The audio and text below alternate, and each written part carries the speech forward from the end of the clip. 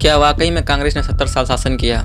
इसका जवाब है नहीं। देश को आज़ाद हुए 78 साल हुए हैं, इसलिए 70 साल का कोई औचित्य नहीं बनता। देश के प्रथम चुनाव 1951 से 2014 तक कांग्रेस कुल 49 साल सत्ता में रही, जनता दल 5 साल और एनडीए 6 साल।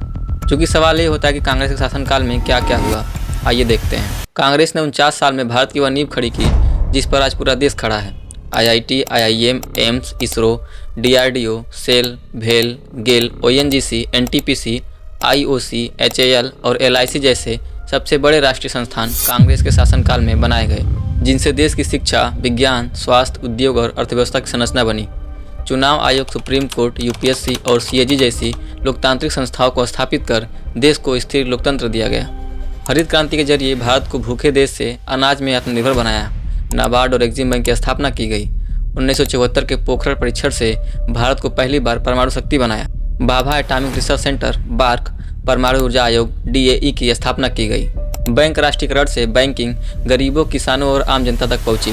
एनसीईआरटी की स्थापना 1986 की शिक्षा नीति, सर्व शिक्षा अभियान और आरटीई जैसे कदमों से राष्ट्रीय शिक्षा ढांचा मजबूत हुआ। 1991 के आर्थिक उदारीकरण ने आईटी सेक्टर, मोबाइल क्रांति और आधुनिक भारतीय अर्थव्यवस्था का रास्ता खोला।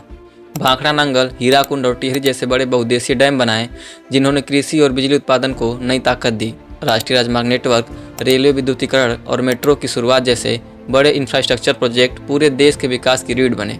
मनरेगा और पीडीएस सुधारों ने सामाजिक सुरक्षा को मजबूती दी।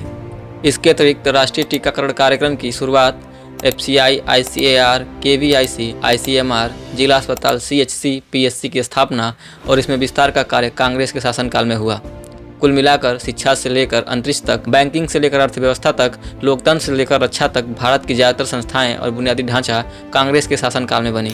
और आज हम जो लोग सीधे साधे बैठे हैं वो भी कांग्रेस के पोलियो उन्मूलन कार्यक्रम की देन है।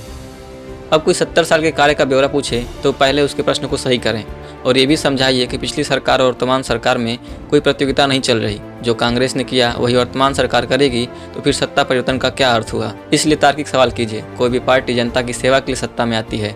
सरकार से सवाल करना हर एक नागरिक का अधिकार है।